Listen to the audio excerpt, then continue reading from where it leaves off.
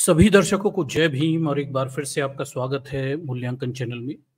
दर्शकों, आज की जो स्ट्रीम है वास्तव में उस क्रम का अगला भाग है जो हमने शुरू किया हुआ था धर्म परिवर्तन के विषय से।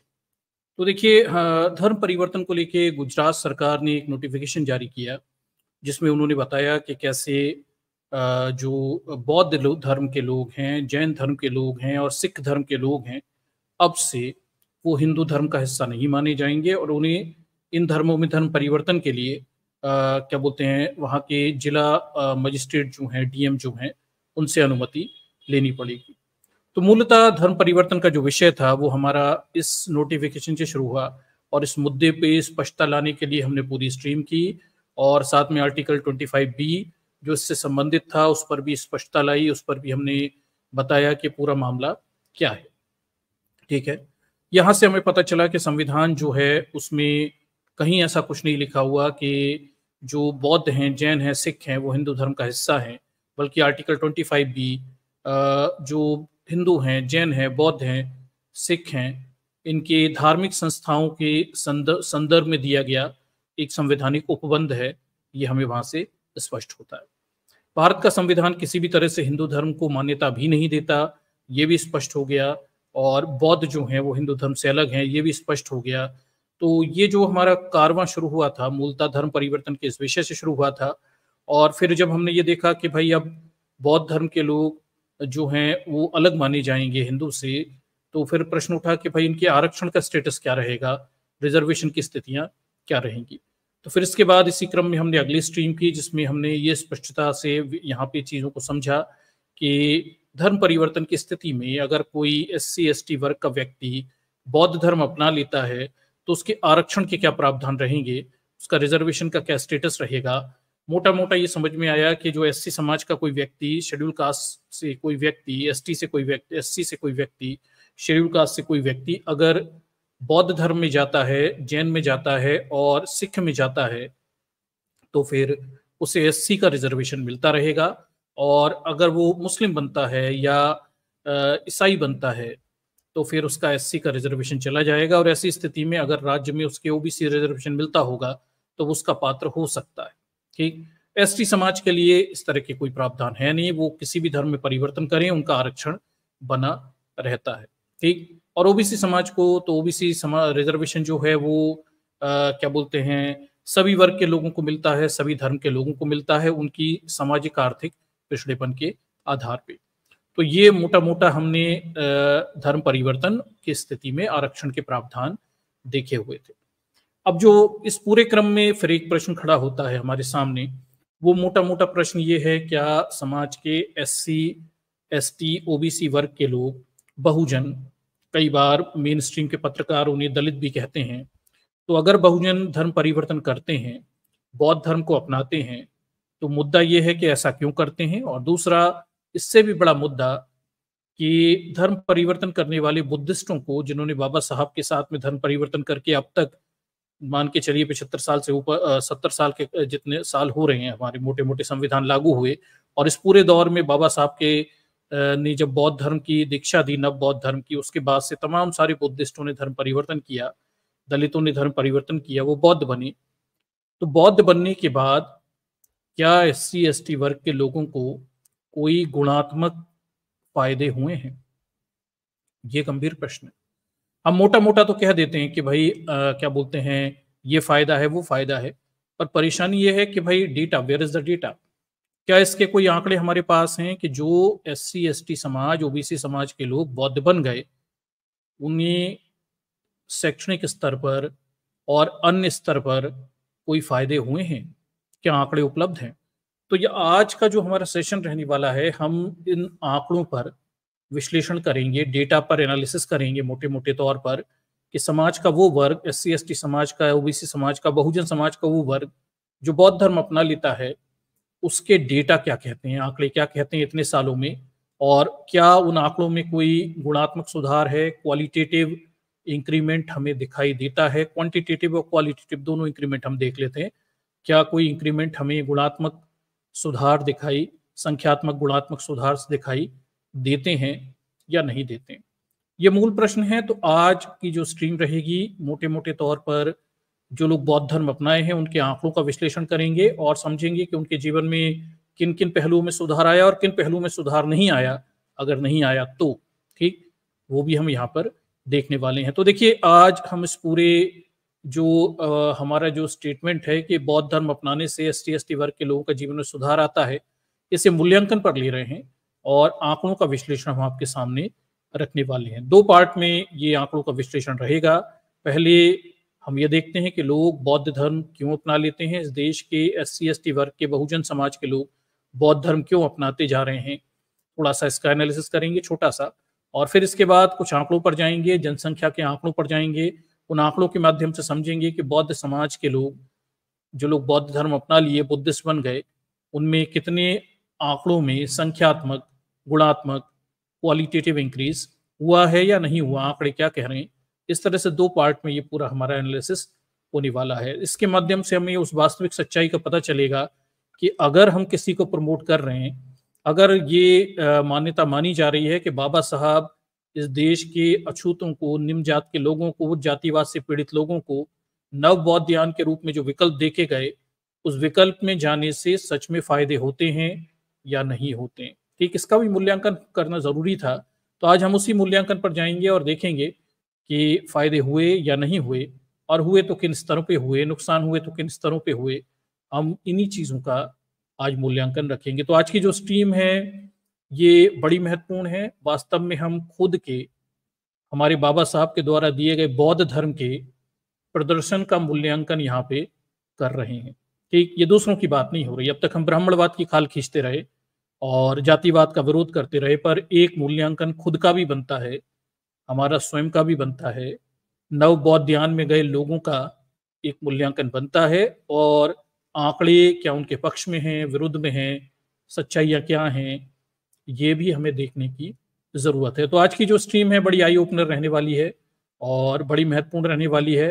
हो सकता है आपके मिथ टूट जाएं या बन जाएं, जो भी हो। देखिए आंकड़े किस तरफ ले जाते हैं, वो आंकड़े मेरे हाथ में भी नहीं है और आपके हाथ में भी नहीं है। जो सच्चाइयां हैं वो आंकड़ों में छुपी हुई हैं और उन्हीं का विश्लेषण आज हम यहाँ पे करने वाले हैं। तो चलिए प्रेजेंटेशन के माध्यम से इस पूरी स्थिति को आज हम समझने की कोशिश करेंगे कि वास्तव में सूरत हाल क्या है, और इतने सालों में बौद्ध बनने के बाद, बाबा बाबा साहब के बौद्ध धर्म को अपनाने के बाद वास्तव में प्रदर्शन क्या रहे हैं। तो हम प्रदर्शनों के स्थिति पर आज गौर फरमाने वाले, ठीक। तो चलिए हमारे प्रेजेंटेशन को शुरू करते हैं और शुरुआत करेंगे लोग बौद्ध धर्म क्यों अपनाते जा रहे हैं। एक थोड़ा सा छोटा सा एक ब्रीफ आपके सामने इंट्रोडक्शन रखूंगा। हालांकि आपको तो पता ही है, पर फिर भी ये इंट्रोडक्शन में इसलिए रखूंगा कि कई सारे लोग हमारी स्ट्रीम में है, रोज नए जुड़ जाते हैं और उनमें से कई लोगों को बहुत कुछ बेस नहीं पता रहता, ठीक, क्यों ऐसा रहा। तो थोड़ा सा मोटा सा इंट्रोडक्शन, उसके बाद हम आंकड़ों पर चलते हैं, डेटा पर चलते हैं। डेटा क्या कहते हैं, जनांक आंकड़े, जो हमारे सेंसस है वो क्या प्रदर्शन का बयां हमारे सामने कर रहा है। चलिए तो हम यहाँ से प्रेजेंटेशन की तरफ आगे बढ़ते हैं।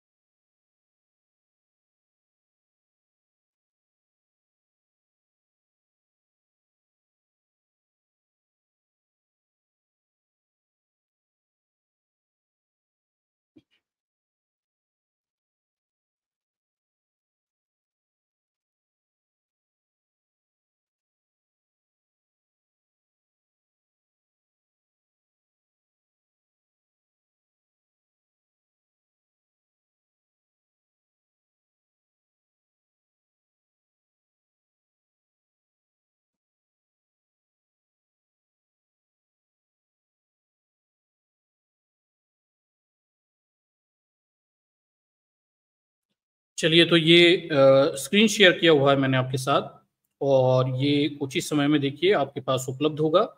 और शायद हाँ, चलिए ये आपके सामने प्रेजेंट हो गया स्क्रीन। और इसके माध्यम से हम थोड़ा सा एक इंट्रोडक्शन लेते हैं कि आखिर भारत में क्या परेशानी है। इस देश के जो SC ST वर्ग के लोग हैं, बहुजन हैं विशेषकर, ये बौद्ध धर्म क्यों अपनाते जा रहे हैं, और क्या वो दिन आ जाएगा जब हिंदू धर्म में हिंदुओं के काल्पनिक देवी देवताओं को पूजने के लिए कोई निम्न जाति का हिंदू बचेगा ही नहीं। क्या ये स्थितियां भी कभी आ सकती हैं? तो चलिए थोड़ा हम इस पे सिनॉप्सिस ले लेते हैं, इंट्रोडक्शन ले लेते हैं एक छोटा सा, और उस छोटे इंट्रोडक्शन से हम मोटी मोटी बात अपनी सामने रखते हैं और फिर देखेंगे क्या हालात बनते हैं। देखिए, तो बाबा साहब, देखिए थोड़ा सा इंट्रोडक्शन यहाँ पे है। बाबा साहब भीमराव अंबेडकर ने कहा था कि मैं हिंदू जन्म अवश्य हूँ और इसमें मेरा कोई नियंत्रण नहीं था, किंतु मैं हिंदू रहकर मरूंगा नहीं।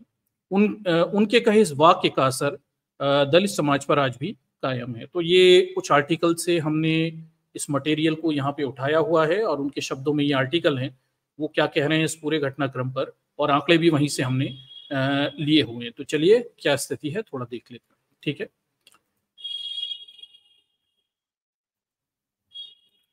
देखिए, सैकड़ों सालों से जाति के जंजीरों में बंधे दलित मुक्ति की चाह में हिंदू धर्म को त्याग कर देखिए अंबेडकर की तरह बौद्ध धर्म अपना लेते हैं। हैदराबाद के केंद्रीय विश्वविद्यालय के आत्महत्या कर चुके दलित छात्र रोहित वेमुला की मां और उनके भाई ने भी अंबेडकर की तरह 125वीं जयंती पर, डॉक्टर अंबेडकर की 125वीं जयंती पर मुंबई में बौद्ध धर्म ग्रहण कर लिया और इसे दलितों के प्रति समाज और सरकार की उपेक्षा से जोड़कर देखा जा रहा है, ठीक है। तो ये थोड़ा सा इंट्रोडक्शन है, इसके बाद हम अपने आंकड़ों की तरफ आगे बढ़ते हैं। अब देखिए प्रश्न खड़ा होता है कि क्यों छोड़ते हैं हिंदू धर्म। तो इस देश के SC ST बहुजन लोग हिंदू धर्म आखिर क्यों छोड़ रहे हैं? तो मोटा सा इसका साफ सा मतलब आपको पता ही है कि मामला क्या था कि देखिए 14 अप्रैल 1891 को महू में दलित हिंदू परिवार में जन्मे डॉक्टर देखिए भीमराव अंबेडकर हिंदू धर्म में दलितों के साथ होने वाले भेदभाव और छुआछूत से दुखी थे और इसके खिलाफ संघर्ष में कोई उल्लेखनीय सफलता नहीं मिलने पर उन्होंने इस धर्म का त्याग कर दिया था। 14 अक्टूबर 1956 को उन्होंने लाखों दलितों के साथ बौद्ध धर्म की दीक्षा ली और तब से लाखों दलित बौद्ध धर्म में आ चुके हैं, ठीक है। आंकड़े क्या हैं अभी मैं आपके सामने रखूंगा, ये आंकड़े क्या कह रहे हैं, ठीक। हिंदू समाज में बराबरी का हक मांगते दलित अक्सर निराशा में धर्म छोड़ते हैं। यही निराशा, एक मिनट रुकिए, यही निराशा रोहित वेमुला के परिवार वालों ने भी देखी जा रही है। रोहित वेमुला के भाई राजा वेमुला का कहना है कि उनके भाई ने अपनी जान इसलिए दी क्योंकि दलित होने के कारण उसे भेदभाव का शिकार होना पड़ा था। उनका कहना है कि मेरे भाई बौद्ध बनना चाहता था और उसने ऐसा करने की कोशिश भी की थी लेकिन बन ना सका, ठीक है। रोहित वेमुला का प्रकरण आपको पता है, किस तरह से जातिवाद का शिकार हमारे दलित समाज से ये होनहार छात्र हुआ था और हमारे परिवार के बच्चों के समान था, पर किस तरह से उस व्यक्ति को, उस छात्र को, होनहार छात्र को उस स्थितियों पे लाया गया जो इस देश का भविष्य हो सकता था, हमारा नया आगे का भविष्य की पीढ़ी के नेताओं में से एक हो सकते थे, लेकिन जातिवादियों ने उन्हें उस हालातों तक पहुंचा दिया जहां कहते हैं कि उन्हें अपनी जान तक देनी पड़ी। आगे देखिए, अंबेडकर जयंती पर हर साल लाखों बौद्ध धर्म में दीक्षित होते हैं। महाराष्ट्र में नव बौद्ध धर्म की संख्या ज्यादा है। अब उत्तर प्रदेश और बिहार से बहुत से दलित स्वयं को बौद्ध धर्म से जोड़ने लगे हुए हैं। इस सब के पीछे जातिगत भेदभाव और छुआछूत बड़े कारण है। विचार दर्शन में आज आए परिवर्तन के कारण बहुत कम लोग बौद्ध धर्म अपनाते हैं, ऐसा ये कहने की कोशिश कर रहे हैं, लेकिन अभी भी संख्या बड़ी सारी है, ठीक। आंकड़े अपन लेंगे अभी विश्लेषण पर क्या है।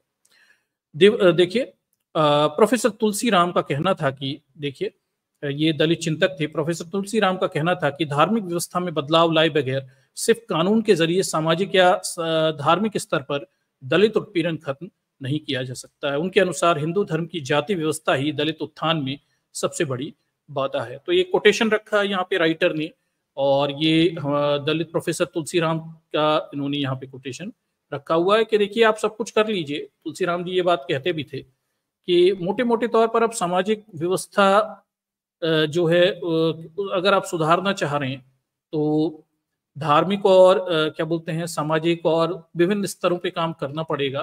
केवल राजनीतिक सुधार से जातिवाद जैसी चीजें नहीं टूटने वाली। ठीक। बौद्ध धर्म में दलित, आगे देखिए, जागरूकता दलितों को देखिए, जागरूक दलित अब ये कहने लगा है कि हिंदू धर्म को छोड़ देना ही उसके लिए बेहतर विकल्प हो सकता है। राजनीतिक दलों के लिए दलितों का महत्व थोक वोट बैंक से ज्यादा नहीं है। जागरूक दलित एक छोटा वर्ग इस वोट बैंक की दलाली करने में लगा है, जबकि शिक्षित जागरूक दलित का बड़ा वर्ग अपने आत्मसम्मान के साथ समझौता करते हुए पीड़ा झेल रहा है। इसी पीड़ा से परेशान होकर इस वर्ग का झुकाव बौद्ध धर्म के प्रति हो जाता है। तो यहाँ पर लेखक कहने की कोशिश कर रहा है कि देखिए, दलितों में अब जो बहुजन वर्ग है, ये लोग आज भी किताबों में दलित शब्द लिखते हैं, यही चल रहा है, ये गलत है लेकिन ये लोग लिखते हैं। समाज का बहुजन वर्ग है, उसका एक छोटा वर्ग है जो राजनीतिक रूप से सक्रिय होकर दलितों से वोट ले लेते हैं, राजनीति भी करते हैं, पर मोटे मोटे तौर पर दलितों का कोई कल्याण पे ध्यान उनका कभी रहता नहीं। समाज में दूसरा एक पढ़ा लिखा दलितों का वर्ग है जो दलित होने के बावजूद, सफल होने के बावजूद जातिवाद की पीड़ा झेल रहा है और उसका झुकाव बौद्ध धर्म की तरफ हो जाता है। ठीक है।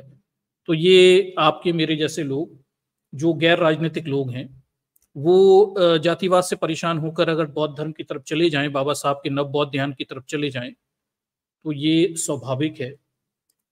किसी के पास भी विकल्प क्या है? विकल्प क्या है आपके पास इस जातिवाद के दंश को छोड़ने के? ठीक।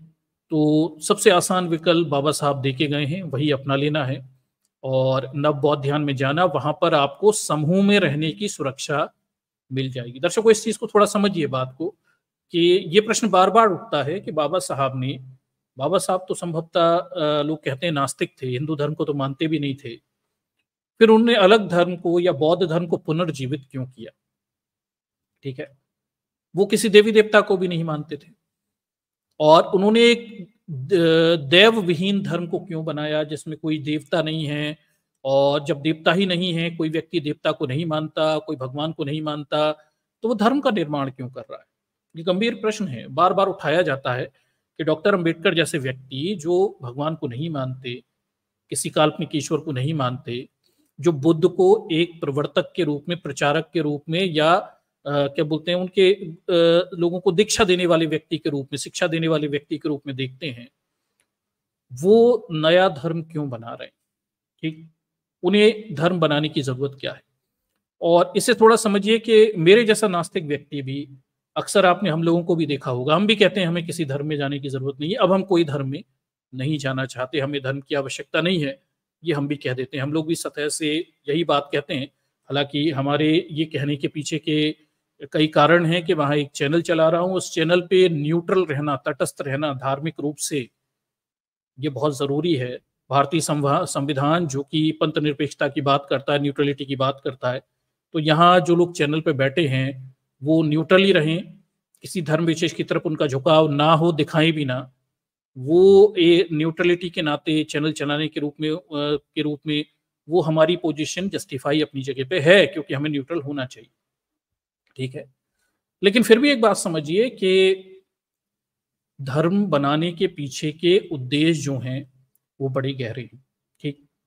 नास्तिक के रूप में भी आप समाज में अकेले रहते हैं तो आइडेंटिटी क्राइसिस, अकेलापन, ठीक है, और समूह का ना होना और किसी का हमारी तरफ ध्यान ना देना, इस तरह के मनोवैज्ञानिक दोषों से हम जूझते हैं। हमारे स्ट्रीम में रोज आप देखिए कोई ना कोई नया नास्तिक आता है, वो कहता है मैं समाज से कट गया, मैं अकेला हो गया, कोई मेरे साथ नहीं है, धार्मिक लोग मुझे सम्मान नहीं देते, घर परिवार के लोग गालियां बकते हैं, मैं बड़ा अकेला महसूस करता हूं। इस तरह की बातें हमेशा किया करते हैं। तो एक चीज समझिए कि बाबा साहब किसी देवी देवता को नहीं मानते थे, उन्होंने एक धर्म बनाया भी है तो जिसमें कोई देवी देवता नहीं है, नास्तिकता है उसमें पूरी तरह से, आडंबर भी नहीं है, फिर भी उन्होंने धर्म का निर्माण किया, बौद्ध धर्म को विकल्प के रूप में पुनर्जीवित करके हमारे सामने गए। उसके स्पष्ट कारण है कि धर्म आपको समूह में रहने की सुरक्षा देता है। आप समझते हैं? समूह में रहने की सुरक्षा, वो सुरक्षा जो धार्मिक लोगों के पास है, हिंदुओं के पास है, मुसलमानों के पास है, बाकी अन्य धर्म के लोगों के पास है, समूह में रहने की सुरक्षा, पावर ऑफ ग्रुपिंग और सेंस ऑफ सिक्योरिटी। वो भीड़ में समूह में रहकर जो सेंस ऑफ सिक्योरिटी मिलती है, वो व्यक्ति के चरित्र के उत्थान के लिए, सामूहिक ग्रोथ के लिए, हमारे व्यक्तित्व के विकास के लिए और सुरक्षित तरीके से जीवन जीने के लिए बेहद आवश्यक है। ठीक है, भले ही आप देवी देवता नहीं मानते, भले ही आप आडंबर नहीं मानते, फिर भी समूह में रहकर हम ज्यादा बेहतर प्रदर्शन कर सकते हैं। समूह में रहकर हम ज्यादा बेहतर तरीके से निगोशिएशन कर सकते हैं, अपनी बातों को रख सकते हैं, आलोचना, समीक्षा, प्रशंसा कर सकते हैं। ये काम आप अकेले रहकर नहीं कर सकते। इंसान एक सामाजिक प्राणी है, एक, और उसे समूह में रहना पसंद है। ये एक सच्चाई है।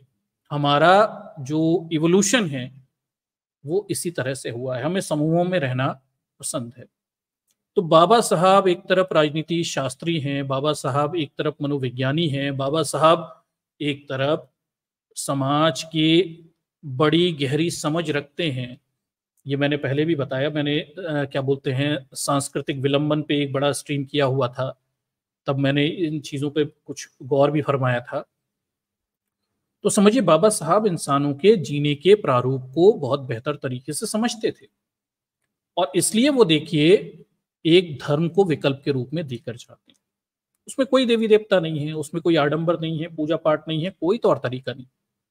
वो एक हमें धर्म दे गए, वो एक हमें हमारा समूह बनवा गए, क्योंकि वो ऐसा कर सकते थे, इसके बाद किसी और की ये करने की क्षमताएं नहीं थी। ठीक, और उस समूह में रहकर आप अपनी बात रख सकते हैं, उस समूह में रहकर सामूहिक सुरक्षा के लाभों को आप भोग सकते हैं, उस समूह में रहकर आप नास्तिक होते हुए भी इस भारत में जी सकते हैं। ठीक, और आप प्रगति कर सकते हैं। सेंस ऑफ सिक्योरिटी, सुरक्षा का भाव आपको समूह में रहकर मिल जाता है। ठीक है, ये सारे लाभ आपको मिलते हैं। इसके साथ में एडेड बेनिफिट में जातिवाद नहीं है, आप उससे मुक्ति पा जाते हैं। आपको अपनी पुरानी जातों से मुक्ति मिल जाती है, वो तमाम गंदे सरनेम जो लगे हैं उनकी जगह आप अपना बौद्ध सरनेम लगा लेते हैं। तो आपके बच्चों को स्कूल में जाने पर कोई भंगी, चमार और गंदी गालियां जो जात के रूप में समाज में चलती हैं, एक बच्चे को अपनानी पड़ती हैं, इनसे मुक्ति उसे मिल जाती है। तो ये सारे फायदे बौद्ध धर्म में रहकर या बाबा साहब विकल्प के रूप में अपने अनुयायियों को दे के गए। ठीक है, तो बाबा साहब नए धर्म का निर्माण क्यों कर रहे हैं, इसके पीछे बड़े सारे मनोवैज्ञानिक कारण, केवल उतना सा नहीं है जितना दो चार किताबों में लिखा, उससे बड़े गहरे उसके मायने हैं। आपको पूरा बाबा साहब की राइटिंग स्पीचेस आप पढ़िए, जगह जगह उनकी मनोविज्ञान को समझिए। मैं कहता हूं कि वो लिख रहे हैं, बोल रहे हैं, वो अपनी जगह पे है, लेकिन उसके पीछे के उनके जो मनोविज्ञान है ना, साइकोलॉजी, वो समझने की आपको जरूरत है कि बाबा साहब ये कर क्यों रहे हैं। ठीक, तब आपको समझ में आएगा कि इस नव बौद्ध धर्म में रहने का इस देश के अछूत को, निम्न जाति के व्यक्ति को समूह में रहने की जो सुरक्षा प्राप्त होती है, इसके दम पर वो प्रगति कर सकता है। इसके दम पर वो अपने आत्मसम्मान के साथ सर ऊंचा करके जी सकता। ठीक, ये सारे लाभ यहाँ पे हमें नव बौद्ध धर्म के रूप में मिलते हैं, एक धर्म के रूप में मिलते हैं जो कि दूसरे धर्म के लोग भोगते हैं। आप समझिए बात को, एक हिंदू, एक मुस्लिम, एक सिख, ईसाई समूह में सुरक्षित होने का जो लाभ भोगता है, भले ही वो वहां बैठकर लतियाता रहता है, नुकसान भोगता रहता है, अपने ही धर्म में उसके साथ अत्याचार, अपमान होते हैं, सब होते हैं, फिर भी समूह में रहने की सुरक्षा, सेंस ऑफ सिक्योरिटी, समूह में रहने की सुरक्षा, ये बोध उसे कभी अपने धर्मों को छोड़ने नहीं देता। दलित भी देखिए, SC ST समाज के लोग देखिए, वो वहां हिंदू धर्म में लतियाते रहेंगे, बेचारे पिटते रहेंगे, जातिगत दंश सहते रहेंगे, अपमानित होते रहेंगे, उनके बच्चों के साथ दुर्व्यवहार होता रहेगा, फिर भी उसे छोड़ते नहीं हैं।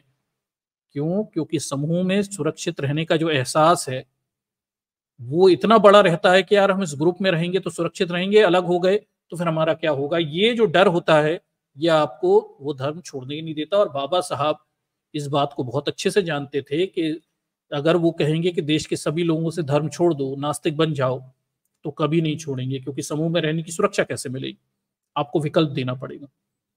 तो बाबा साहब ने अपने अनुयायियों के लिए धर्म का एक विकल्प दिया, जबकि वो किसी धर्म को नहीं मानते थे ना, देवी देवता को माना करते थे, फिर भी वो अपने लोगों के लिए समूह में रहने की सुरक्षा के लाभों को देना चाहते थे। और इन लाभों से बौद्ध धर्म में जो लोग गए उनके कितना लाभ हुआ उसका एनालिसिस और डेटा भी मैं आपको सामने रखने वाला हूं। ठीक, तो दर्शकों बड़े गहरे मायने हैं बाबा साहब के पढ़ने के, समझने के, उनके दृष्टिकोणों के अंतर्निहित इनहेरेंट मीनिंग्स को समझना वो बड़ा गहरा है। सिर्फ वो राइटिंग और स्पीच को सरसरी रूप से पढ़ लेना और फैक्ट और फिगर्स को देख लेना, आप कभी बाबा साहब तक नहीं पहुंच पाओगे। उससे डेटें, तारीखें, नाम याद रख लेना, पुण्यतिथियां और जन्म तिथियां मना लेना, इससे थोड़ी आप बाबा साहब तक कभी पहुंचने वाले हो। ठीक, बाबा साहब तक पहुंचने के लिए आपको उनके दृष्टिकोणों के, उनके कामों के पीछे के निहितार्थों को समझना बहुत जरूरी है। तब आप वास्तव में डॉक्टर अंबेडकर तक पहुंचोगे, उनके मनोविज्ञान तक पहुंचोगे, उनकी सोच समझ के आसपास कहीं पहुंच पाओ। ये सब इस स्तर पे है। ठीक, ये सब इस स्तर पे है, इसलिए आपको कई बार पढ़ना पड़ता है। समस्या ये है कि बाबा साहब को हमें कई बार पढ़ना पड़ता है, 1 बार, 2 बार, 4 बार, 5 बार। हम कई बार पढ़ते हैं उन्हें और पढ़ते रहते हैं निरंतर, तब हमें समझ में आता है कि वो नव बौद्ध ध्यान का निर्माण, नए धर्म का निर्माण, एक परिष्कृत बौद्ध धर्म का निर्माण कर रहे हैं। उसके पीछे के उनके मनोवैज्ञानिक, सामाजिक, राजनीतिक कई सारे पहलू हमें दिखाई यहां पर देते हैं। ठीक है, तो इसे थोड़ा समझिए दर्शकों। इसलिए मैं बार बार ये बात कहता हूं, और आप में से कई सारे लोग मुझे वहां इंस्टा पे ये भी कहते हैं कि आप ये क्यों कहते हैं। मैं बाबा साहब को पिछले 5000 साल के इस भारत देश के इतिहास में सबसे बड़ा सामाजिक सुधारक मानता हूं। ठीक है, आप किसी का भी नाम ले लीजिए, आप नेम एनीथिंग, मैं किसी से कंपैरिजन नहीं करूंगा बाबा साहब का, नेम एनीवन। यहां कोई भी भारत में इतना महापुरुष पैदा नहीं हुआ जिसने करोड़ों लोगों के जीवन को बदल दिया हो या इस गहराई से प्रभावित किया हो जितना डॉक्टर अंबेडकर ने किया है। आप कल्पना करके देखिए, आज एक SC ST OBC समाज के व्यक्ति के, पढ़े लिखे व्यक्ति के घर में जाइए, उसकी पत्नी भी पैसे कमाती है, वो आरक्षण का लाभ लेकर टीचर बन गई है, वो भी आरक्षण का लाभ लेकर टीचर बन गया है, दोनों मिलकर पैसा कमाते हैं, उनके जीवन में समृद्धि है, उनके घरों में अच्छे गाड़ियां हैं, उनके घरों में अच्छे AC लगे हुए हैं, बढ़िया शानदार घरों में रहते हैं, वो अच्छे कपड़े पहनते हैं, उनके बच्चे पॉर्श अच्छे स्कूलों में पढ़ते हैं। आप 5000 साल का इतिहास पढ़ लीजिए, एक महापुरुष का ऐसा नाम बता दीजिए जिसके कामों की वजह से इस देश के गरीब, निर्धन, जाति भी छोड़ दीजिए, मैं गरीब निर्धन कह देता हूं, चलिए, देश के गरीब गुरबा लोगों के जीवन में ऐसे क्रांतिकारी परिवर्तन आए हो। वैचारिक बात करने वाले बहुत मिलेंगे। इस देश का दुर्भाग्य है कि यहां बहुत सारे महापुरुष हुए पर सबने पलायनवाद सिखाया। ठीक है, सबने पलायनवाद ही सिखाया, एस्केपिज्म। हिंदू धर्म हो, बौद्ध धर्म हो, वो धर्म हो, ये महापुरुष वापुरुष सभी पलायनवाद की बातें कर रहे हैं। बस ये दुनिया छोड़ दो, कर्म करना छोड़ दो, ये छोड़ दो, वो छोड़ दो, पलायनवाद। हिंदू धर्म के लोग हैं वो कर्म कांड पर लगे हुए हैं, ये कर्म करो, वो कर्म करो, अगले जन्म में स्वर्ग नरक की बातें करेंगे, सब ये। वास्तविक जीते जी आपके जीवन में कल्याण कैसे होगा और ये कल्याण कैसे किया जाएगा, ये करने वाला कोई महापुरुष नहीं मिला आपको, ये केवल डॉक्टर भीमराव अंबेडकर हैं। हाँ, प्रयास कई महापुरुषों ने किया, ये मैं मान लूंगा। ठीक है कि हमारे 5000 साल के इतिहास में एक से एक बढ़कर महापुरुष हुए, उन्होंने गंभीर प्रयास किए, लेकिन डॉक्टर अंबेडकर की तरह कोई सफल हुआ भी नहीं। समाज के कमजोर गरीब लोगों के जीवन को बड़े पैमाने पर प्रभावित करके उनके जीवन में सकारात्मक परिवर्तन लाना, ये इतने बड़े पैमाने पे कोई नहीं कर पाया। कुछ लोगों ने छोटे स्तर पे किया, कुछ लोगों ने थोड़े स्तर पे किया, कुछ अच्छी बातें कह गए लेकिन समाज में उनकी बातों से कोई बड़े परिवर्तन आए नहीं। कुछ लोग धर्म की चाशनियां बेच गए, कुछ लोग तमाम सारी कृत्य चला गए, लेकिन समाज में मोटा परिवर्तन, वो सबसे बड़ी बात है। बाबा साहब यहाँ किसी राजे रजवाड़े का निर्माण नहीं कर रहे, बाबा साहब यहाँ पर रूलिंग क्लास को निर्मित नहीं कर रहे, बाबा साहब यहाँ मूर्तियां नहीं बनवा रहे, बाबा साहब यहाँ बड़े मंदिर नहीं बनवा रहे, बाबा साहब प्रतिमाएं नहीं बनवा रहे, बाबा साहब ये सब नहीं कर रहे।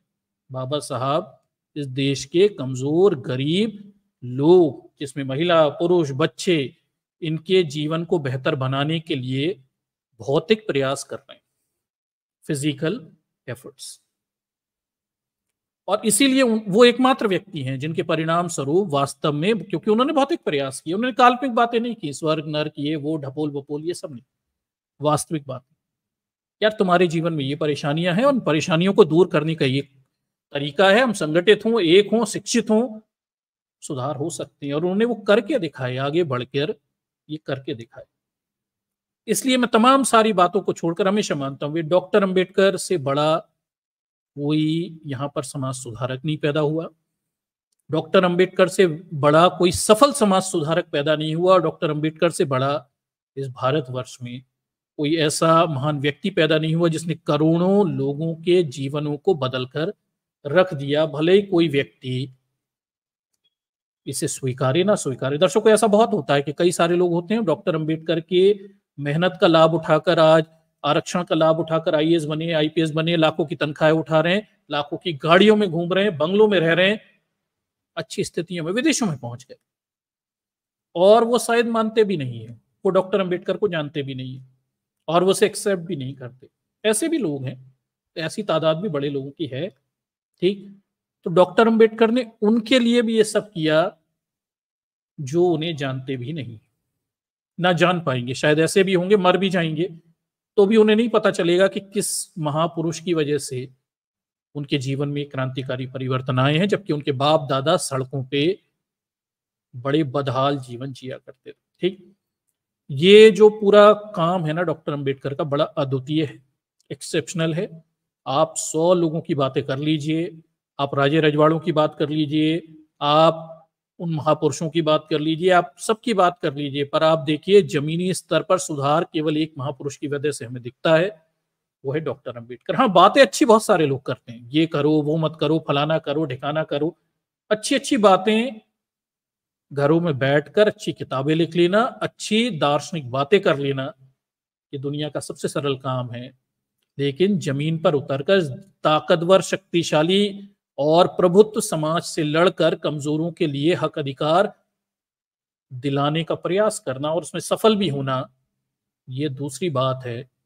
ये केवल डॉक्टर अंबेडकर के हिस्से में आता है, उनकी मेहनत के हिस्से में आता है। तो आप 100 बातें करिए, इसलिए मैं डॉक्टर अंबेडकर को स्टैंड आउट करता हूं, बाकी किसी से कंपैरिजन हम नहीं कर सकते, इसलिए हम खुद को अंबेडकराइट विचारधारा का व्यक्ति कहते हैं।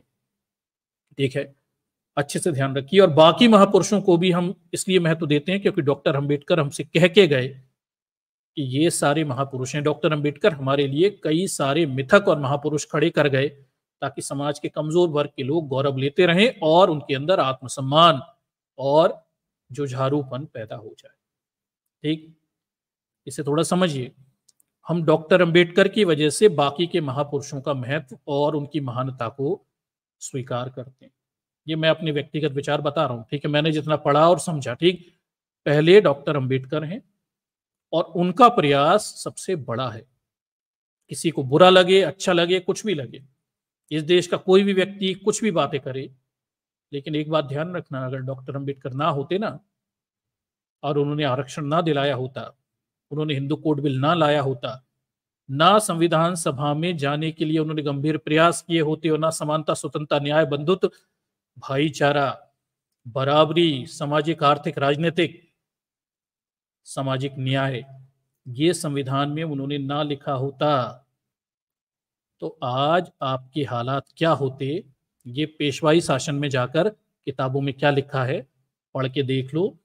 आप कुछ भी कर सकते हो, कुछ भी बातें कर सकते हो, लेकिन डॉक्टर अंबेडकर की प्रयासों की बराबरी आप किसी और व्यक्ति से नहीं कर सकते। ठीक है, कृपया करें भी ना। डॉक्टर अंबेडकर ने जो जो बताया वो सब आप फॉलो करते हो, अच्छी बात है, लेकिन उनसे बड़ा और उनसे ऊपर किसी को रखने की आप कोशिश करेंगे तो फिर थोड़ी परेशानी है कि शायद आप समझे नहीं कि डॉक्टर अंबेडकर ने आपके लिए क्या किया है। ठीक है, तो इसे अंतर रखिए, इस बात को हमेशा अंतर रखिए कि डॉक्टर अंबेडकर और बाकी के महापुरुष, उनमें बड़ा गैप है, बहुत बड़ा अंतर है। ठीक, बहुत ज्यादा अंतर। पिछली बार मैंने आपको बताया था कि डॉक्टर अंबेडकर एक गरीब निर्धन परिवार से उठ के वॉइसरॉय की कार्यकारिणी तक गए और उन्होंने संविधान लिखने के लिए गंभीर मेहनत की, तब जाकर वो सवर्णों के संविधान सभा में बैठकर संविधान अड़कर लिख पाए। ये उन्होंने इस देश के कमजोर गरीब लोगों के लिए किया। ठीक है, ये सारी मेहनत इस देश के लोगों के लिए थी, उनकी खुद के लिए नहीं थी।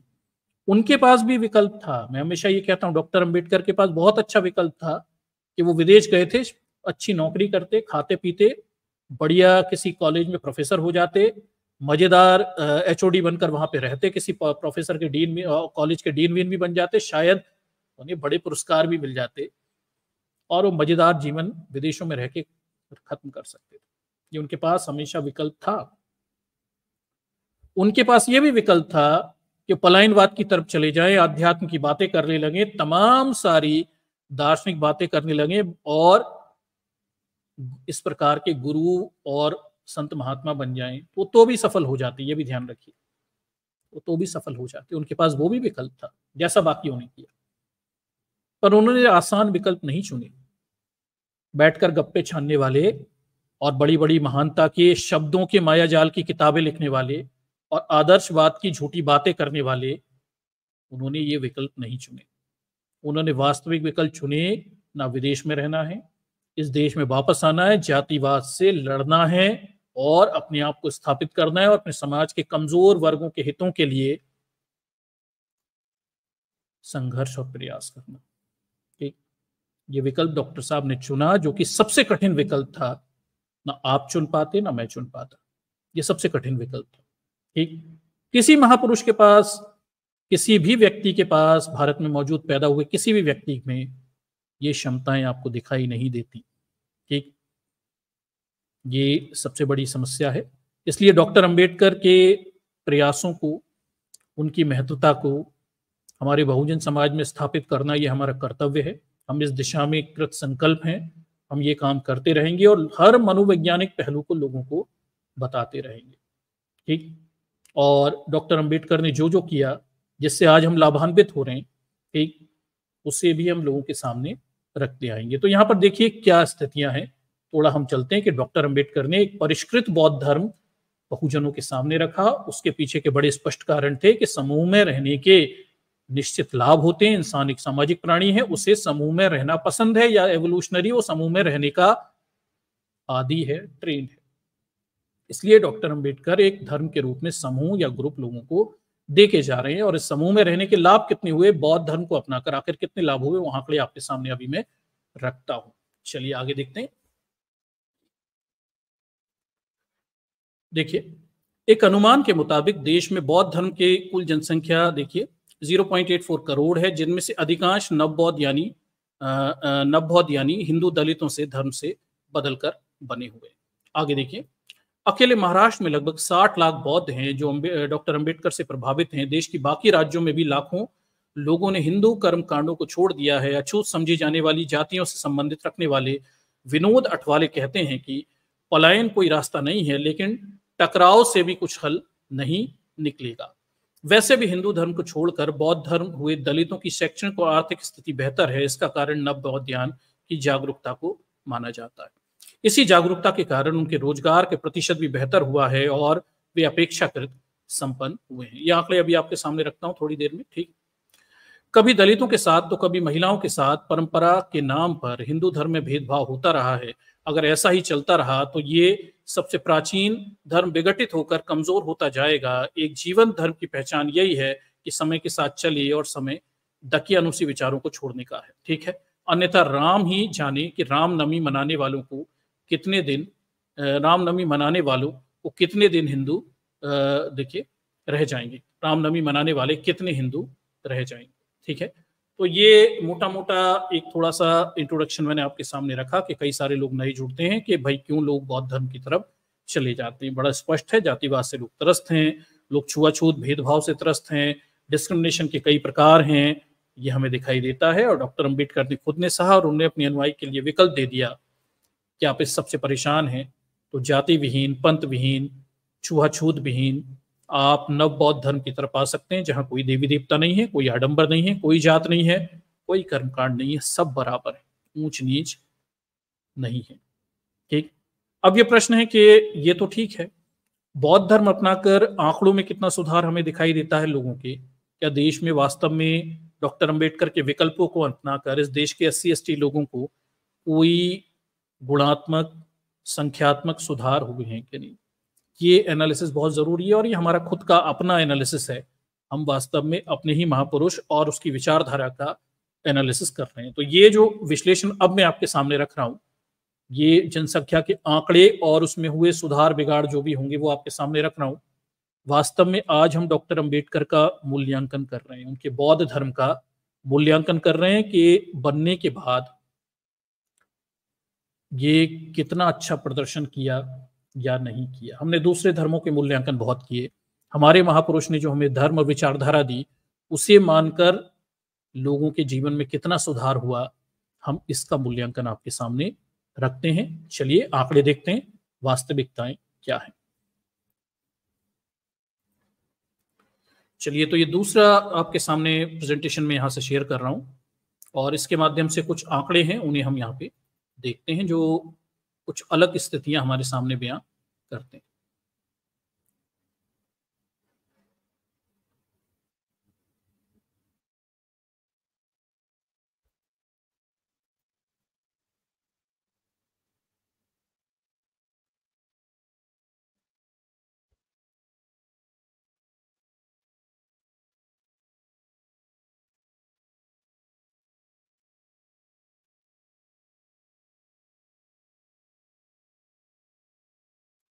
चलिए, तो ये एक और प्रेजेंटेशन मैंने आपके सामने रखा हुआ है।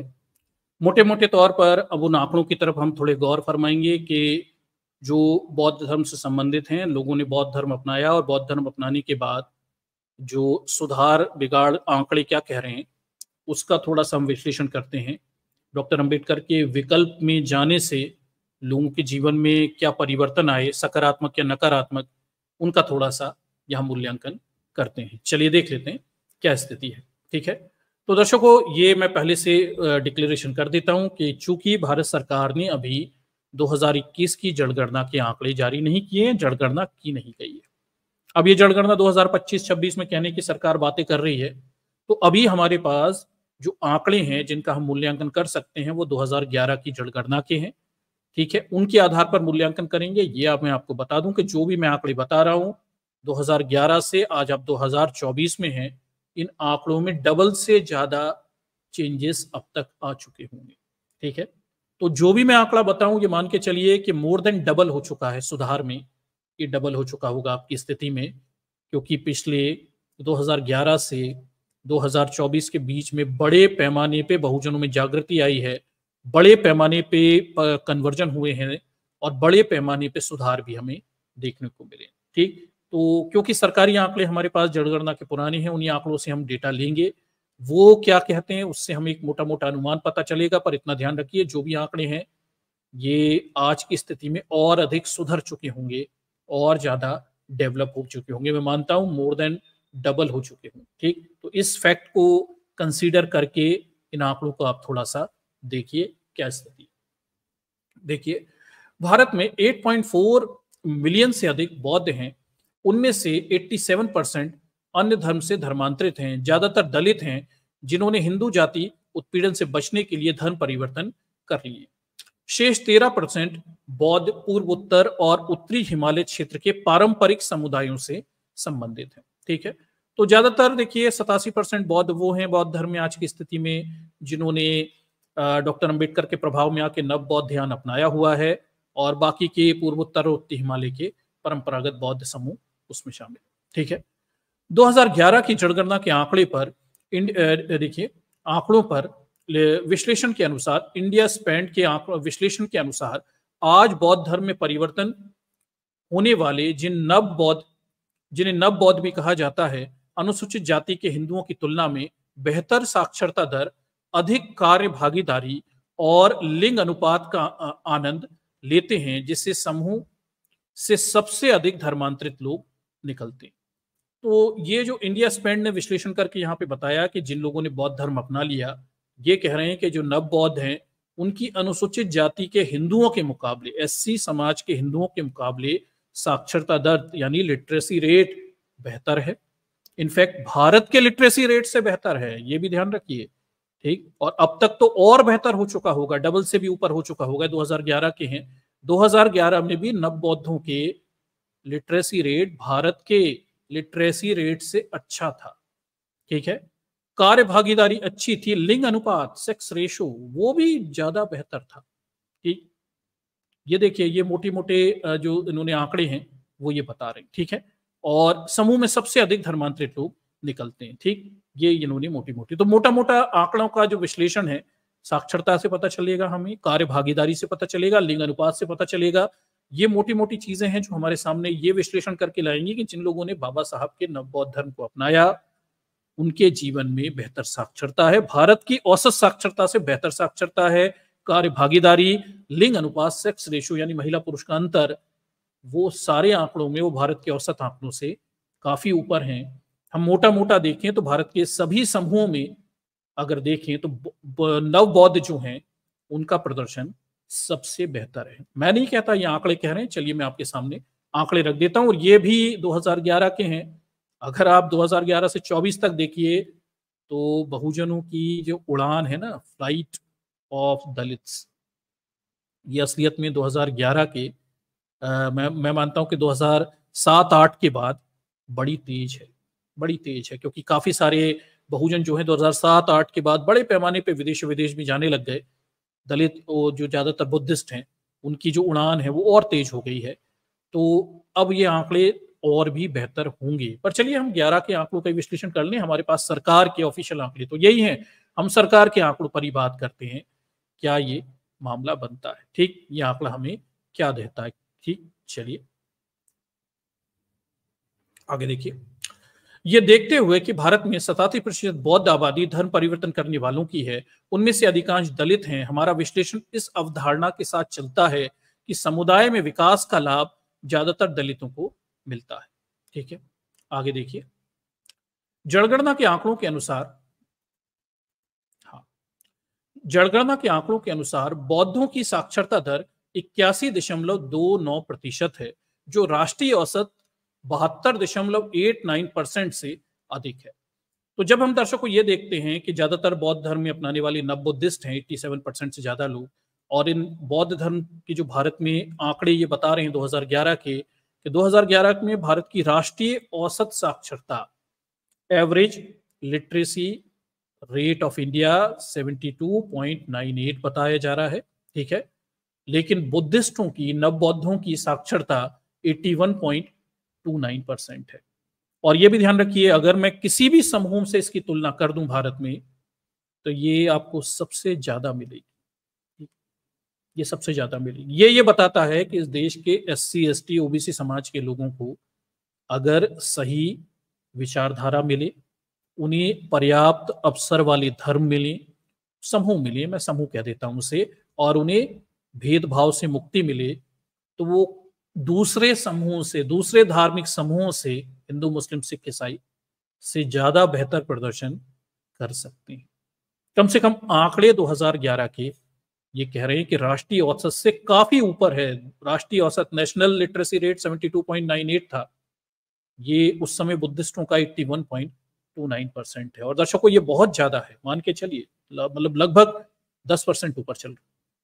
और ये मैं बता देता हूं कि दूसरा समूह कोई नहीं मिलेगा आपको भारत में जो इतना ऊपर नेशनल लिटरेसी रेट से इतना ऊपर लिटरेसी रेट लेके 2011 में चल रहा होगा, ये नहीं मिलेगा आपको। ठीक, तो ये पॉइंट आउट करिए आपको कि जो लोग बाबा साहब की विचारधारा को मानते हुए बुद्धिस्ट बन गए, वो 2011 तक भी शिक्षा के मामले में देश की औसत शिक्षा से ऑलमोस्ट 10% ऊपर का एवरेज मेंटेन करके चल रहे थे, और अब तो ये 20-25% तक भी शायद चला गया होगा। ठीक, ये मैं 25 में दोबारा करूंगा इसे, जब 25 में सरकार 26 में नए आंकड़े देगी, मैं दोबारा आपके सामने ये आंकड़े रखूंगा, ताकि आपको वास्तव में पता चले कि एक परिष्कृत विचारधारा, क्यों हम डॉक्टर अंबेडकर को सर्वकालिक महान व्यक्ति कह रहे थे, क्यों मैं इससे पहले डॉक्टर अंबेडकर के लिए इतनी बड़ी भूमिका बांध रहा था, जबकि मैं बड़ा आलोचक व्यक्ति हूं, बड़ा क्रिटिक रहता हूं। कई बार मैं डॉक्टर अंबेडकर की कई बातों को लेकर भी क्रिटिक हो जाता हूं।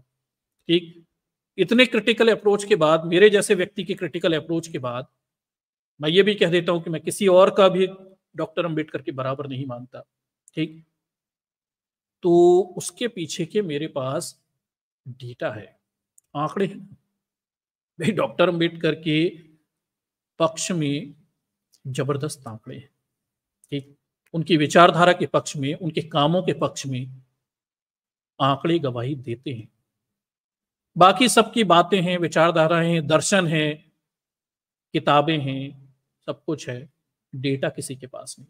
ठीक, डेटा, आंकड़े केवल डॉक्टर अंबेडकर के कामों के पक्ष में दिखाई देते हैं। चलिए आगे देखते हैं हम, आगे क्या स्थिति है। आगे देखिए, हिंदुओं में साक्षरता दर देखिए 73.27% है, जबकि अनुसूचित जातियों में साक्षरता दर 66.07% है। तो ये आंकड़ा भी देख लीजिए कि 2011 में आंकड़ों के अनुसार, 2011 की जनगणना यानी पॉपुलेशन सेंसस के अनुसार हिंदुओं की साक्षरता 73.27% है, जो कि नेशनल लिटरेसी रेट से मात्र हल्का सा 1% ही है। लेकिन उसी समय बौद्धों की साक्षरता 81.29% है, ऑलमोस्ट 10% आगे। ठीक, और ये नव बौद्ध लोग वो हैं जिन्हें हजारों सालों तक सताया गया, शिक्षा से दूर रखा गया, हाशिए पे रखा गया, आर्थिक संसाधन नहीं है, पढ़ने की सुविधा नहीं थी, और अन्य प्रकार के भी स्कूल, शिक्षा, किताबें, बस्ता, तमाम सुविधाएं नहीं थी। इसके बावजूद भी जब मौका मिला, एक ऐसे धर्म में गए जो समानता है, जातिवाद के दंश, वो नाम के पीछे लिखी गंदी जात से मुक्ति मिलती है, तो जब मौका मिलता है, तमाम अभाव और तमाम कष्टों के बाद, केवल बाबा साहब धर्म ही दे रहे हैं, ठीक है। और ये भी ध्यान रखिए कि बुद्धिस्टों को आरक्षण भी बहुत बाद में मिला, ये भी ध्यान रखिएगा। 1990 में आरक्षण मिला ना बुद्धिस्टों को, एससी का आरक्षण बहुत बाद में मिला, तो इसे भी थोड़ा ध्यान रखिए। तो भी उनका एजुकेशन रेट, लिटरेसी रेट 81.29% है, जो भारत के किसी भी समूह से सबसे ज्यादा दिखाई दे रहा है, हिंदुओं से तो बहुत ज्यादा। ठीक है, उसी समय अनुसूचित जाति, एससी समाज की साक्षरता दर 66.7% थी, जबकि इन्हें आरक्षण भी मिल रहा था। एससी समाज के लोगों को अन्य सुविधाएं भी मिल रही थी। बुद्धिस्टों को उस समय 1990 से पहले तक कुछ भी नहीं मिल रहा था। तब भी बुद्धिस्टों की, नव बौद्धों की साक्षरता दर एससी समाज के मुकाबले 81% है, 66 के मुकाबले 81% है। आप इस डेटा को देखिए दर्शकों, शानदार डेटा को देखिए, कुछ नहीं बदल रहा, केवल विचारधारा बदल रही। अगर आप ये देखिए कि नव बुद्धिस्टों को 1990 के पहले आरक्षण भी नहीं मिल रहा, एससी समाज से जा रहे, ठीक, और बड़े कोई लाभ भी नहीं मिल रहा, योजना परियोजनाएं भी सरकार नहीं बना रही। एससी समाज के लिए तो योजना परियोजना सब कुछ तमाम सब चल रहा था। विचारधारा देखिए, हिंदू धर्म में रहकर एससी समाज के पास सरकारी योजनाएं, परियोजनाएं, आरक्षण, तमाम सारी चीजें हैं, बस विचारधारा परिवर्तन नहीं हो पा रहा। तो साक्षरता दर 66%, 0.7 है। लेकिन नव बौद्धों के पास विचारधारा बदली है, सुविधाएं नहीं मिली 90 के पहले तक। आइडियोलॉजिकल चेंज होना, केवल विचारधारा बदलनी। अच्छा ध्यान रखिए कि ऐसा भी नहीं पैसा मिल रहा हो, सुविधाएं मिल रही, स्कूल, कॉलेज, सब कुछ नहीं मिल रहा, केवल विचारधारा बदल। नव बौद्ध बनने से केवल आपकी विचारधारा बदलती, लेकिन विचारधारा मात्र बदलने से, कॉन्फिडेंस आने से, जातिवाद के दंश से, अपमान से मुक्ति मिलने से, ये इनके बच्चे साक्षरता दर 81.29% खींच देते हैं। केवल आइडियोलॉजिकल शिफ्ट। आप समझते हैं विचारधारा में परिवर्तन के इतने बड़े आंकड़ों में अंतर हो जाते हैं। इतना अंतर है, कम से कम आंकड़े ये बता रहे हैं कि अंतर बहुत बड़ा होता है। आप आइडियोलॉजी चेंज करिए, आपका जीवन की काया पलट हो जाती। कुछ नहीं हुआ, एससी समाज के लोग नवबौद्ध बन के एक परिष्कृत, बेहतर, समानता वाली विचारधारा में जाते हैं और उनका एजुकेशन लिटरेसी रेट बहुत ज्यादा हो जाता है, ऑलमोस्ट 66 से 81 पहुंच रहा है। ये मायने रखता है हमारे समाज के वो लोग जो इस चीज को नहीं समझ रहे कि आप वहीं पर रहकर 2 किलो 5 किलो अनाज पर, छोटी सी झुग्गी पर और कुछ सरकारी योजनाओं पर पल सकते हैं, रह सकते हैं, शायद खाना पीना जीवन चल जाए। लेकिन जब तक विचारधारा नहीं बदलेगी तब तक शिक्षा के स्तर में अंतर ये आपको बड़े पैमाने पर नहीं दिखाई देंगे। आइडियोलॉजिकल शिफ्ट ये बहुत बड़ी चीज है, इसके परिवर्तन के बगैर बहुत कुछ होना संभव नहीं देता। ये जहां पर आप एससी समाज में हैं, जहां पर अछूत हैं, निम्न जाति के हैं, कितनी भी सुविधाएं मिल जाए, वो सम्मान नहीं मिल रहा ना, सेल्फ रिस्पेक्ट नहीं आ रहा, वो कॉन्फिडेंस नहीं आ रहा, प्रदर्शन कमजोर है, बहुत धीमा है। और जरा आइडियोलॉजिकल चेंज होता है, एक बेहतर परिष्कृत विचारधारा से मिलते हैं, समानता, स्वतंत्रता, बराबरी वाली विचारधारा से, तो प्रदर्शन में व्यापक परिवर्तन आते दिखते हैं। हिंदुओं से भी और एससी समाज से भी ये बड़े परिवर्तन आपको आते हुए दिखाई देते हैं। ठीक, ये है डेटा, ये है आंकड़े जो डॉक्टर अंबेडकर के साथ हैं और पिछले 5000 साल के इतिहास में ये केवल डॉक्टर अंबेडकर के प्रयासों से ही बदले हैं।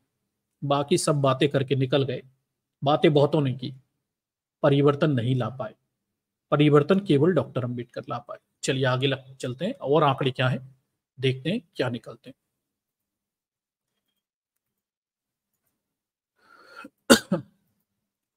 आगे देखिए, 5 मई 2017 की सहारनपुर हिंसा के आरोपी कार्यकर्ता संगठन भीम आर्मी के नेता सतपाल तंवर ने कहा, एक सतपाल तंवर जी हैं, उनसे इंटरव्यू लिया हुआ था, वो क्या कह रहे हैं, ठीक है। प्रशासन ने वरिष्ठ स्तर पर अधिकांश दलित बौद्ध हैं और अब दलितों के बड़े पैमाने पर बौद्ध धर्म में रूपांतरण पर विचार कर रहे हैं। तो ये सतपाल तंवर जी हैं और ये दावा कर रहे हैं कि प्रशासन शासन में भी एससी समाज बाकी समाज से बड़े पैमाने पर दलित बौद्ध ही हैं। एडमिनिस्ट्रेशन में भी उनकी अच्छी खासी उपस्थिति, आरक्षण मिलने के बाद तो वो और ज्यादा मजबूत स्थिति उनकी हो गई। ठीक है, तो दलितों में से जो हैं वो नव बौद्ध जो हैं वो बड़ी तादाद में प्रशासन में ऊपर दिखाई देते हैं, क्योंकि उनकी शिक्षा का स्तर अच्छा है, आरक्षण नहीं मिलता था तब भी वो अपने एजुकेशन के दम पे ऊपर शासन प्रशासन में अच्छी पद वगैरह बना लिया करते थे। ठीक है, ऐसा इसलिए है क्योंकि बौद्ध धर्म उन्हें जाति व्यवस्था की तुलना में आत्मविश्वास देता है, जो बुरे कर्म जैसी अस्पष्ट अवधारणाओं के माध्यम से उनकी निम्न सामाजिक स्थिति की तर्कसंगत बनाते थे। ठीक है, तो ये सब ये बता रहे हैं कि बौद्ध धर्म में जाने से जो आत्मविश्वास मिलता है, इसकी वजह से दलितों में से जो ऊपर हैं वो ज्यादातर प्रशासन में है, वो बौद्ध धर्म से संबंधित लोग हैं। आगे देखिए, ये केवल पूर्वोत्तर के पारंपरिक समुदाय में है, विशेष रूप से मिजोरम में देखिए और 48.11% और अरुणाचल प्रदेश में 47% में बौद्धों की साक्षरता दर जनसंख्या औसत से कम दिखाई देती है। तो ये भी ध्यान रखिए कि मिजोरम और अरुणाचल प्रदेश के ही बुद्धिस्ट लोग हैं जिनकी साक्षरता दर औसत जो देश की साक्षरता दर है उससे कम थी 2011 में। ठीक, और ये भी बता देता हूँ कि मिजोरम और इनकी बात मैंने क्यों की कि मिजोरम अरुणाचल प्रदेश में परंपरागत बुद्धिस्ट लोग हैं, वो जो मैंने 13% बात की थी, ज्यादातर 87% नव बौद्ध जो हैं वो भारत के सेंट्रल इंडिया वगैरह से आते हैं। तो नव बौद्धों की जो आंकड़े हैं वो ज्यादा विकासशील दिखाई देते हैं। दूसरी ओर छत्तीसगढ़ में 87.34%, महाराष्ट्र में 83.17%। छत्तीसगढ़ के नव बौद्ध 87% का लिटरेसी रेट का आंकड़ा लेकर 2011 में चल रहे थे। सोचिए छत्तीसगढ़ कितना पिछड़ा है, लेकिन फिर भी जो लोग बुद्धिस्ट बन गए, लिटरेसी रेट में उन्होंने इतने क्रांतिकारी परिवर्तन कर दिए। महाराष्ट्र में देखिए 83.17%, झारखंड में 80.41%। ये कोर आदिवासी एरिया है दर्शकों, छत्तीसगढ़, झारखंड। यहां लोग पढ़ाई लिखाई स्कूल जानते भी नहीं, लेकिन जो लोग बुद्धिस्ट बन जाते हैं विचारधारा परिवर्तन से, समूह में लाभ के, बेहतर लोगों के साथ रहने से उनके जीवन में इतने बड़े परिवर्तन आते हैं। अम्बेडकराइट विचारधारा आपके जीवन में इतने क्रांतिकारी परिवर्तन ला सकती है, यही तो खास बात है। ठीक, झारखंड जैसी आदिवासी राज्य में भी नव बुद्धिस्ट लोग 80% यानी हिंदुओं से ज्यादा साक्षरता दर हासिल कर सकते हैं केवल विचारधारा परिवर्तन से। ठीक है, आगे देखिए, में साक्षरता बौद्धों की जनसंख्या सबसे अधिक, में साक्षर बौद्धों की जनसंख्या सबसे अधिक है। तो देखिए धर्मांतरण आंदोलन महाराष्ट्र में सबसे मजबूत है। ठीक है, दूसरी ओर छत्तीसगढ़, महाराष्ट्र और झारखंड में साक्षर बौद्धों की जनसंख्या सबसे अधिक है। तो साक्षर बौद्धों का यह आंकड़ा था जो हमने आपके सामने यहाँ पे रखा। धर्मांतरण आंदोलन महाराष्ट्र में सबसे मजबूत रहा, उसके बाद मध्य प्रदेश, कर्नाटक और उत्तर प्रदेश का स्थान आता है। तो बौद्ध धर्म में जो धर्मांतरित लोग हैं ज्यादातर महाराष्ट्र से हैं, उसके बाद हम देखते हैं मध्य प्रदेश, कर्नाटक और उत्तर प्रदेश का स्थान। 2011 तक के आंकड़े हैं, अब शायद ये कुछ क्षेत्रों में बदलाव भी हो सकते हैं। ठीक है, महाराष्ट्र की कहानी अनोखी है क्योंकि इसकी आबादी बौद्धों का अनुपात सबसे अधिक है, 5.81% या 6.5 मिलियन से अधिक। ठीक है, महाराष्ट्र की कुल आबादी का 5.8% बुद्धिस्ट है, यानी 6.5 मिलियन से अधिक महाराष्ट्र में लोग बुद्धिस्ट हैं। ये B.R. अम्बेडकर का गृह राज्य था। यहाँ उन्होंने 60,000 अनुयायियों के साथ 1956 में बौद्ध धर्म अपना लिया था। जातिवाद के खिलाफ, देखिए, जातिवाद के खिलाफ अवरोध का ये रूप आज भी जारी है। हालांकि इस तरह के धर्मांतरण देखिए जारी दिखाई दे रहा है। आगे देखिए, उत्तर प्रदेश में 68.59% बौद्ध साक्षरता है, जो कुल जनसंख्या औसत का 67.68% से अधिक है। उत्तर प्रदेश जैसे पिछड़े राज्य में भी जो उनकी औसत जनसंख्या क्या बोलते हैं साक्षरता दर थी उत्तर प्रदेश की 67.68, वहां पर भी नव बुद्धिस्टों की साक्षरता 1% ऊपर ही चल रही थी, 68.9% चल रही थी। ठीक, और अन्य अनुसूचित जातियां 60.88% है। तो उत्तर प्रदेश में बाकी 80 कास्ट जो हैं वो 2011 तक लगभग 60% के आंकड़ों पे चल रही थी लिटरेसी रेट में, जबकि नव बुद्धिस्ट लोग 68% चल रहे थे। ठीक है, ये थोड़ा सा समझ लीजिए। ये आंकड़े लगभग 8% अंक अधिक दिखाई देते हैं।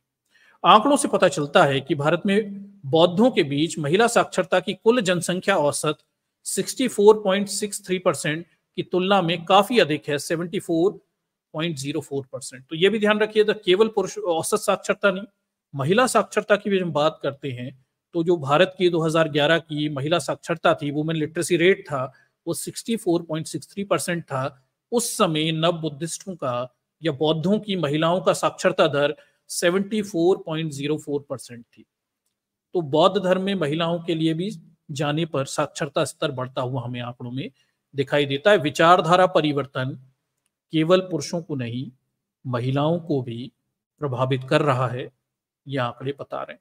ठीक है, नव बौद्ध राज्यों में केवल उत्तर प्रदेश 57.07% और कर्नाटक 64.21% में महिला साक्षरता दर कुल जनसंख्या औसत से कम थी। तो 2011 में देखिए उत्तर प्रदेश और कर्नाटक एकमात्र राज्य रहे जहां पे महिला साक्षरता दर औसत से थोड़ी सी कम दिखाई रही। बाकी ओवरऑल में, बाकी के राज्य मिलाकर ओवरऑल में वो 10% से ऊपर दिखाई दे रही थी भारत की महिला साक्षरता के मुकाबले। लेकिन अभी भी इन दोनों राज्यों में अनुसूचित जाति की तुलना में काफी अधिक है। लेकिन जब SC से कंपैरिजन किया जाता है तो महिला साक्षरता काफी अधिक दिखाई देती है, उत्तर प्रदेश में भी और कर्नाटक में। आगे देखिए, 2011 में बौद्धों में लिंग अनुपात यानी सेक्स रेशो की बात हो रही है, 1000 पुरुषों पर महिलाओं की संख्या, जिसमें भारत के हालात कोई बहुत अच्छे दिखाई नहीं देते। लेकिन यहां पर नव बौद्धों की क्या स्थिति है थोड़ा उसे देखते हैं। 2011 में बौद्धों में लिंग अनुपात 1000 पुरुषों पर 965 महिलाएं था, जबकि कुल अनुसूचित जाति में ये 945। तो लिंग अनुपात में भी अनुसूचित जाति से नव बौद्धों में काफी अंतर है। 945 लिंग अनुपात है, यानी 1000 पुरुषों पर 945 महिलाएं अनुसूचित जाति यानी ST समाज में 2011 में। लेकिन उसी समय नव बौद्धों में या बौद्ध समाज में 965 था, जो कि काफी बड़ा अंतर है, 45 से 65 का, यानी काफी बड़ा अंतर दिखाई देता है। राष्ट्रीय औसत लिंग अनुपात 943 था, बौद्धों से काफी कम था। ठीक है, तो नेशनल लेवल पे देखिए इंडिया का जो सेक्स रेशो था उस समय वो 943 था, यानी 1000 पुरुषों पर 943 महिलाएं। उस समय भी नव बौद्धों में या बुद्धिस्टों में 1000 पुरुषों पर 965 महिलाओं का सेक्स रेशो यानी लिंग अनुपात चल रहा था। ये आंकड़े बताते हैं कि बौद्ध धर्म में, नव बौद्धों में महिला पुरुष असमानता काफी कम है, भारत के राष्ट्रीय औसत के मुकाबले यानी नेशनल एवरेज के मुकाबले भी, और SC समाज के नेशनल एवरेज के भी मुकाबले ये डिफरेंस है ये काफी कम है। और इसका मूल कारण वो विचारधारा है, जो समानता, स्वतंत्रता, न्याय, बंधुत्व की अम्बेडकराइट विचारधारा, जो केवल पुरुषों को नहीं महिलाओं को भी जागृत और चेतन कर देती है, सोए हुए समाज को जगा देती है। यही अम्बेडकराइट विचारधारा की विशेषता है। एक व्यक्ति सोता रहता है और एक बार वो डॉक्टर अम्बेडकर से परिचित होता है, उसके जीवन में क्रांति आ जाती है, आग लग जाती है, उसके दिमाग में परिवर्तन आ जाते हैं। महिला या पुरुष हो, उसके अंदर आगे बढ़ने की असीमित भूख पैदा हो जाती है, प्रगति की लालसा पैदा हो जाती है, अपने स्तर को सुधारने की तीव्र इच्छाएं जाग जाती है। यही सबसे बड़ा अंतर है जो डॉक्टर अंबेडकर करते हैं कि इस देश की एससी एसटी समाज, ओबीसी समाज के लोग, उनके अंदर डॉक्टर अंबेडकर से पहले अपने जीवन को सुधारने की तीव्र इच्छाओं का अभाव दिखाई देता है। फिर हम देखते हैं कि डॉक्टर अंबेडकर आते हैं और डॉक्टर अंबेडकर की विचारधारा से जो परिचित हो जाता है, उसके जीवन में एक बड़ा परिवर्तन हमें दिखता है कि उसके अंदर अपनी स्थिति को सुधारने के प्रति एक बड़ी गहरी संवेदनशीलता आ जाती है। ठीक है, डॉक्टर अंबेडकर लोगों को वास्तविक बुद्ध से परिचित करवाते हैं। बौद्ध का दर्शन, फिलॉसफी और डॉक्टर अंबेडकर के काम, ये जो कॉम्बिनेशन बनता है, ये लोगों के अंदर अपनी स्थिति को सुधार, अपनी दयनीय स्थिति को सुधारने के लेकर इच्छाएं पैदा कर देता है। इस देश का एससी एसटी समाज का व्यक्ति जो अछूत है, नाली साफ करता है, जूते सिलता है, अंबेडकराइट होने के बाद, नव बुद्धिस्ट होने के बाद, बुद्ध से परिचित होने के बाद, उसके अंदर अपनी स्थिति सुधारने की इच्छा शक्तियां पैदा हो जाती। तो दर्शकों, एक नायक का सबसे बड़ा रोल क्या है? Leader. Who is the great leader?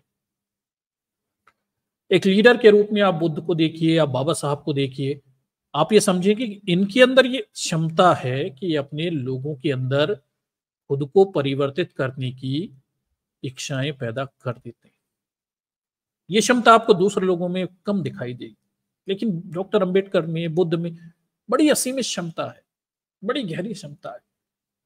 Buddha लोगों के वैचारिक स्तर को सुधारने की इच्छा पैदा करते हैं, तो डॉक्टर अंबेडकर लोगों के अंदर अपने भौतिक जीवन को, अपनी भौतिक दास्ता को सुधारने की तीव्र इच्छा पैदा कर देते हैं। जब तक समाज के शोषित वंचित वर्ग के अंदर खुद की स्थितियों का मूल्यांकन करने की और उन्हें सुधारने की इच्छाएं पैदा नहीं होंगी, तब तक उनका उद्धार कोई नहीं कर सकता।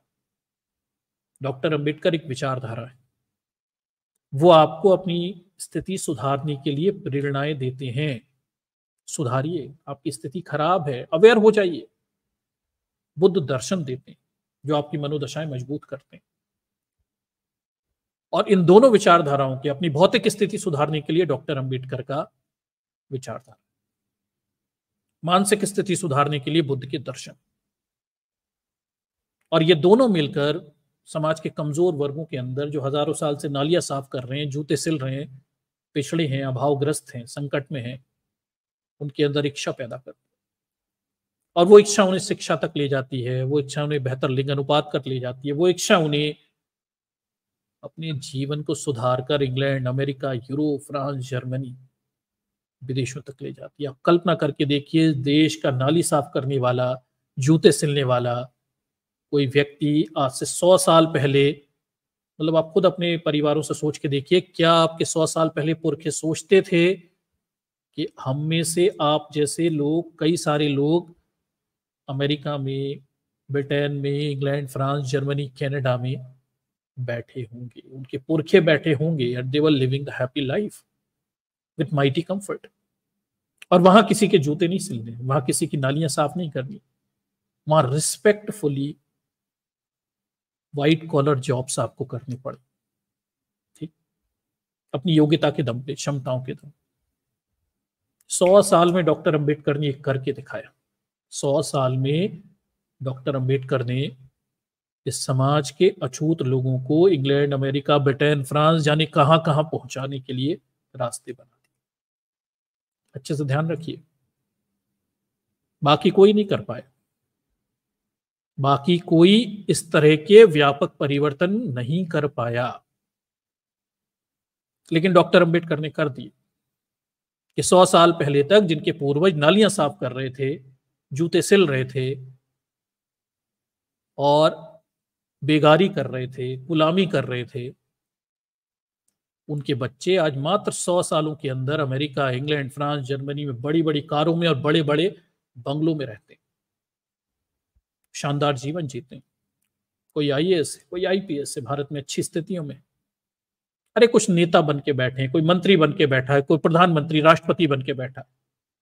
आप कल्पना करके देखिए, 100 साल पहले हमारी जो सम्मानीय महामहिम राष्ट्रपति हैं, उनके पुरखों ने, जो कभी नाली वाली साफ करते होंगे, उन्होंने सोचा भी होगा कि ये कभी कहीं वनों में आदिवासी होंगे, जंगलों में शिकार करते होंगे।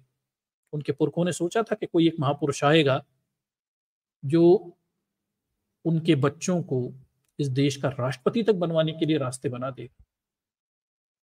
अभी तो 100 साल पूरे भी नहीं हुए, मैंने तो 100 साल भी बहुत बड़ा टाइम फ्रेम ले लिया। बाबा साहब तो 1956, पता ही है ना, नवबौद्ध धर्म। मैंने एक बड़ा सा फ्रेम ही ले लिया, उससे भी कम में सुधार दिया। ये परिवर्तन डॉक्टर अंबेडकर के प्रयासों से, शिक्षा में परिवर्तन, लिंग अनुपात में परिवर्तन, सोचने, विचारधारा में, जीवन शैली में, हर चीज में व्यापक परिवर्तन। मात्र आंकड़ों की बात नहीं, आंकड़े तो डॉक्टर अंबेडकर के पक्ष में हमेशा से थे, आंकड़ों की बात नहीं। बात मनोवैज्ञानिक है, बात वैचारिक है, और बात दार्शनिक भी है, दोनों के साथ में। ठीक, तो यहाँ काफी अंतर है दर्शकों। मतलब आप खुद के जीवन को देखिए, हमारे भाइयों के जीवन को देखिए। हमारे कई सारे भाई विदेशों से जुड़ते हैं और वो तब अपने क्या बोलते हैं, अपनी बेहतर स्थिति के बारे में बताते हैं, तो हमें पता चलता है यार, अभी 50 साल ही तो बीते डॉक्टर अंबेडकर, अभी तो थे। 100 साल तो मैंने बहुत बड़ा टाइम फ्रेम ले लिया, अभी थोड़े सा 56 की तो बात हो रही, 1956, 54 के कुछ इंसिडेंट है, तब की बात हो रही। ठीक, इतना ही तो है। इतने में ही लोग अमेरिका, यूरोप, ब्रिटेन तक पहुंच गए, आईएएस, आईपीएस बन गए, नेता बन गए, राष्ट्रपति बन गए, प्रधानमंत्री बन गए। भले ही नहीं मानते, चलो मान लिया मैंने, प्रधानमंत्री राष्ट्रपति बन के भी लोग डॉक्टर अंबेडकर के लाभों के, मिले हुए लाभों को नहीं मानते, चलो माना मैंने, पर करा तो उन्होंने ही है। वो तो आप बदल नहीं सकते ना, माने ना माने उससे कुछ होने वाला नहीं है। जो सच है वो आपके सामने है, ये आंकड़े हैं, ये भी सच है। इन्हीं कुछ आंकड़ों में, ये जो मैंने आंकड़े बताए ना, 965 महिलाएं इस देश की महामहिम राष्ट्रपति भी हैं। ठीक है, इन्हीं कुछ आंकड़ों में, यही अनुसूचित जाति जनजाति के कुछ आंकड़ों में, ओबीसी के कुछ आंकड़ों में इस देश के प्रधानमंत्री, वो एक अंक संख्या उनकी भी शामिल है, एक राष्ट्रपति की भी शामिल है। ठीक है, सबकी संख्याएं यहाँ पे शामिल है। वो एक एक करके ही ये सारा आंकड़ा इतना बड़ा बढ़ता हुआ दिखाई देता है। बुद्धिस्टों की नहीं, हम SC/STों की भी बात कर ले, उनके जीवन में भी जो भी परिवर्तन आया वो भी डॉक्टर अंबेडकर की वजह से। ठीक, उस विचारधारा की वजह से। आगे देखिए, हाँ, जनगणना 2011 के आंकड़ों से पता चलता है कि राष्ट्रीय औसत 13.59% की तुलना में बौद्धों में 0 से 6 वर्ष आयु के वर्ग में 11.62% बच्चे हैं। ठीक है, तो 0 से 6 वर्ष की आयु के बच्चों का जो औसत है, वो भी आप देख लीजिए कि नेशनल लेवल पे जो औसत था वो 13.59% था, लेकिन जो बौद्ध हैं, नव बौद्ध हैं, उनमें 11.62% ही है। इसका मतलब है कि प्रत्येक 100 की आबादी पर बुद्धों के औसत से 2 बच्चे कम होते हैं। ठीक, तो कम बच्चे पैदा करते हैं बुद्धिस्ट लोग, ये भी आंकड़ा बता रहा है क्या बोलते हैं, नेशनल औसत की तुलना में। ठीक, ये ध्यान रखिए कि ऐसा नहीं कि ये है नवबौद्ध बनकर व्यक्ति क्या हो जाता है, कम बच्चे भी पैदा करने लगता है, ये टेंडेंसी भी डेवलप होने लगती है, क्योंकि तब वैचारिक सुधार, जीवन के सुधार आ जाते हैं। लेकिन क्या ये कहा जा सकता है कि नव बौद्धों का झुकाव दलितों की तुलना में शिक्षा की ओर अधिक है? क्या ये इस बात की अधिक संभावना है कि दलित शिक्षा प्राप्त करने के बाद बौद्ध धर्म की ओर रुख करें? ठीक है, तो ये एक सवाल भी यहाँ पे रखा हुआ है इन्होंने कि देखिए, ये सारे आंकड़ों के आधार पे वो कह रहे हैं, क्या ऐसा कहा जा सकता है कि नव बौद्धों का झुकाव दलितों की तुलना में, मतलब SC/ST की तुलना में शिक्षा की तरफ अधिक है, या फिर इस बात की संभावना है कि दलित शिक्षा प्राप्त करने के बाद बौद्ध धर्म की ओर रुख करते हैं? ठीक है, इस तरह का इन्होंने बात यहाँ पे रखी हुई है। आगे देखिए, कुल जनसंख्या औसत 31% की तुलना में लगभग 43% बौद्ध शहरों में रहते हैं, जिससे उनकी शिक्षित होने की संभावना बढ़ जाती है, लेकिन हकीकत इतनी सरल नहीं है। लगभग 80% बौद्ध महाराष्ट्र से हैं, जहां साक्षरता और शहरी अनुपात राष्ट्रीय औसत से बेहतर है। महाराष्ट्र के भीतर बौद्धों के बीच साक्षरता दर, शहरीकरण का स्तर और बाल अनुपात अन्य समूहों की तुलना में थोड़ा बेहतर है। ठीक है, आगे देखिए। महाराष्ट्रियन बौद्धों के बीच विकास का श्रेय डॉक्टर अंबेडकर की शिक्षा के आह्वान और सामाजिक परिस्थितियों की दिया जा सकता है। अंबेडकर महार समुदाय से थे जिनके पास बहुत कम कृषि भूमि थी और ग्रामीण समाज में कोई निश्चित पारंपरिक व्यवसाय नहीं था। वे अक्सर अपने गांव की परिधि पर रहते थे और चौकीदारी, दूध, दीवार मरम्मत करने वाले, सीमा विवादों के निर्णायक, सड़क साफ करने वाले आदि के रूप में कार्य करते थे। ठीक है, पेशे के इस लचीलेपन ने यह सुनिश्चित किया कि महार दूसरों की तुलना में अधिक गतिशील थे। उनमें से कई जिनमें डॉक्टर अंबेडकर के पिता भी शामिल थे, ब्रिटेन की सेना में शामिल हो गए और अंबेडकर ने बौद्ध धर्म अपनाने से पहले ही दलितों से शिक्षा ग्रहण करने के आग्रह किया था। ठीक है, महाराष्ट्र के नव बौद्धों की आर्थिक स्थिति का अध्ययन करने वाली सावित्रीबाई फुले पुणे के विश्वविद्यालय सहायक प्रोफेसर नितिन तगाड़े ने कहा कि कृषि भूमि या पारंपरिक व्यवसाय की कमी ने महारों के लिए लाभकारी रोजगार के साधन के रूप में शिक्षा को अपनाना आसान बना दिया। इसीलिए शिक्षा प्राप्त करने और शहरों में जाने के मामले में अन्य समुदायों की तुलना में आगे थे। आगे देखिए, 2011 की जनगणना के अनुसार महाराष्ट्र राज्य के औसत 45.22% की तुलना में लगभग 47.76% बौद्ध शहरों में रहते हैं। ग्रामीण महाराष्ट्र में रहने वाले अधिकांश कामकाजी बौद्ध अभी भी खेतीहर मजदूर हैं, जो ग्रामीण आबादी की औसत से बहुत अधिक है। ठीक है, शिक्षा के माध्यम से उनकी बेहतर सामाजिक स्थिति ने नव बौद्धों को अनुसूचित जातियों की तुलना में राष्ट्रीय और अर्थव्यवस्था में अधिक योगदान देने में मदद की है। ठीक है, तो बौद्धों का नेशनल जो इकोनॉमी है नव बौद्धों का, वो भी बाकियों की तुलना में थोड़ा ज्यादा है, क्योंकि वो ज्यादा बेहतर स्थिति में आ गए। उनका कार्य भागीदारी अनुपात, ये भी ध्यान रखिए दर्शकों, वर्क क्या बोलते हैं, रेशो जो होता है, वर्क जो एम्प्लॉयमेंट रेशो है वो क्या है, देखिए। उनका कार्य भागीदारी अनुपात 43.15% है, का कुल अनुसूचित जाति 40.87% से अधिक है और राष्ट्रीय औसत 39% से भी अधिक है। तो जो उनका क्या बोलते हैं कार्य भागीदारी यानी कामों में भागीदारी का अनुपात है, रेशो है, ठीक है, वो भी नव बौद्धों में 43.15% है, अनुसूचित जाति का 40% है और राष्ट्रीय औसत नेशनल लेवल 39% है। ये भी बौद्धों में नेशनल लेवल से ज्यादा है।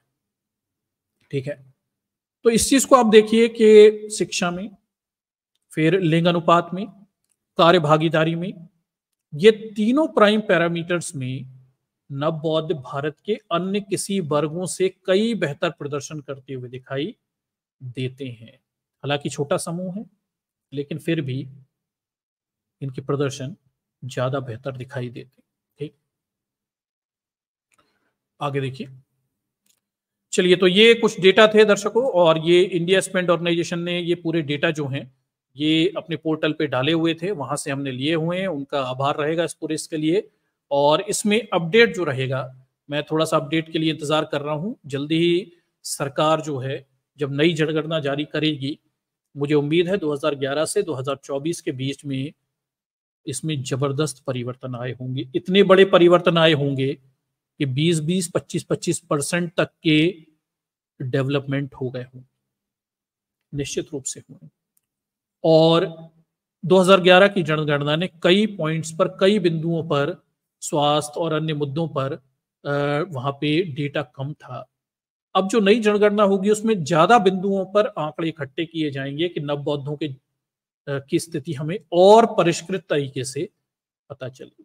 स्वास्थ्य, शिक्षा, लिंग अनुपात, ये सब तो चलिए हमने बात कर ली। कार्य भागीदारी, इससे ज्यादा बेहतर तरीके से हम और बेटर एनालिसिस आपके सामने रख सकते हैं। थोड़ा आप इंतजार करिए, संभवतः अगले साल जनगणना शुरू होगी, उसके बाद जब नए आंकड़े होंगे तो मैं होपफुल हूं इससे बेटर आंकड़े हमारे पास होंगे, जो दिखा रहे हैं कि नव बौद्ध धर्म अपनाकर लोगों के जीवन में क्रांतिकारी परिवर्तन हुए हैं, गजब के सुधार हुए हैं। आंकड़े हर दिशा में बहुत बेहतर हैं और इनफैक्ट बहुत ज्यादा है, 10-10% के ऊपर के आंकड़े। ये 2011 तक था, अब तो और ज्यादा 20% ऊपर निकल गया हो। ठीक, गजब के सुधार हुए। ठीक, तो ये आपके सामने डेटा है, सिर्फ इसलिए रखा गया कि ये जो बात हमेशा होती है कि न बौद्ध धर्म को, न बौद्ध धर्म को क्यों अपनाना, किसी धर्म को प्रमोट क्यों करना, ये दूसरों के लिए तो नहीं हो सकता। मैं मान सकता हूं कि किसी को मुस्लिम, सिख, ईसाई, बाकी सब बनने की बात की जाए ना की जाए, लेकिन इस देश के SC ST समाज के लोग जो जातिवाद के दंश को भोग रहे हैं, कष्टों में हैं, वो अगर धर्म परिवर्तन करते हैं तो ये उनका हक अधिकार है। किसी के भी अपने बच्चों को जाति सूचक जीवन जीने का या उसे जीने के लिए बाध्य करने का अधिकार नहीं होता। भाई मैं कहता हूं कोई नहीं, इस देश का तमाम सारे बहुजन, ये ना वो खुद हकदार हैं और ना उनके बच्चे हकदार हैं कि उन स्कूल में दूसरे बच्चे उन्हें उनकी जाति, जो कि समाज में गालियों के प्रतीक हैं, उनका नाम लेकर बुलाएं और उन्हें जीवन भर पढ़ते हुए ये सहना पड़े कि बेटा तुम फलानी नाली साफ करने वाले, जो भी चर्मकार तमाम जातियों से संबंधित हो।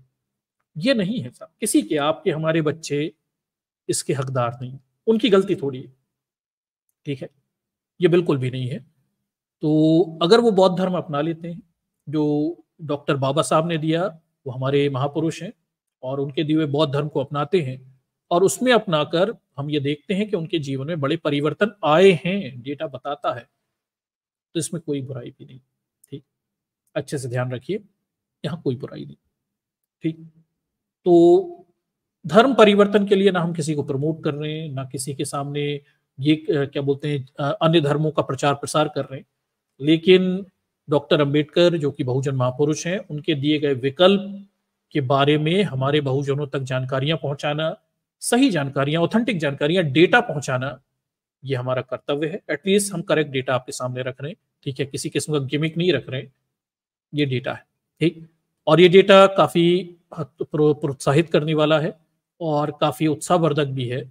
और हमारे वो साथी जो जातिवाद के दंश से मुक्त हो गए, अपना बेहतर जीवन जी रहे हैं, बुद्धिस्ट बनकर उनके जीवन में बेहतर सुधार आए हैं, तो उन्हें इस चीज का हक है और मुझे नहीं लगता इसमें कोई गलत बात भी दिखाई देती है। ठीक, क्योंकि हमारा मूल उद्देश्य जातिवाद से संघर्ष। मैं हमेशा कहता हूँ मेरी लड़ाई जातिवाद से, मेरी लड़ाई इतनी बड़ी नहीं है, नास्तिकता, आस्तिकता, भगवान, फलाना ढिकाना, मोरलिटी, ये वो, मैं इन सब चक्करों में नहीं फंसता। मेरा डॉक्टर भौतिक, फिजिकल छोटा सा दर्शन है। हमारे देश के तमाम सारे SC ST OBC समाज के लोग हैं जिनकी संख्या करोड़ों में है, वो अभावग्रस्त कष्ट में जीवन जी रहे हैं। महिलाओं की स्थिति बहुत ज्यादा निम्न है, दुर्दशा है, उन तक शिक्षा का पहुंच नहीं है, उनका स्वास्थ्य का पहुंच नहीं है और खुलकर जीवन नहीं जी पा रहे। उनके व्यक्तित्व सड़ गए हैं, घुट घुट कर जीवन जीकर पशुतुल्य हो गए। ठीक है, उनके जीवन को कैसे बेहतर बनाना है और कौन सी विचारधारा अपनाकर वो आगे बढ़ सकते हैं, मैं उस हर विचारधारा के समर्थन में हूं। बड़ी सीधी सी बात है। तो डॉक्टर अंबेडकर के नव बौद्ध धर्म में जाकर ये सारी चीजों से मुक्तियां बहुजनों को मिली हैं। एटलीस्ट आंकड़े तो यही बताते हैं। हिंदू रहकर वो इन सारे कष्टों को भोग रहे थे, लेकिन नव बौद्ध बनकर उन्होंने काफी बेहतर प्रदर्शन किए हुए। ठीक है, तो ये दर्शकों आज का प्रेजेंटेशन था और ये कई सारी चीजों पर यहाँ पे प्रकाश डालता हुआ हमें दिखाई देता है और इसे थोड़ा सा हमारे लोगों तक पहुंचाइए, क्योंकि मैंने पहले भी कहा कि यूट्यूब हमारे रीच को फ्रीज कर देता है। वो तो आप हैं जो इसे आगे बढ़ाते रहते हैं और यूट्यूब से हमें कोई सपोर्ट नहीं मिलता। ज्यादातर स्ट्रीम, मतलब मेरी स्ट्रीम तो ऑर्गेनिक होती है, तो आप भी जानते हैं मैं संविधान पे बात करता हूँ, मैं आर्टिकल्स पे बात करता हूँ, मैं दायरों में रहकर बात करता हूँ। उसके बावजूद भी मेरी ज्यादातर स्ट्रीम को येलो करके यूट्यूब फ्रीज कर देता है, उनकी रीच रोक देता है।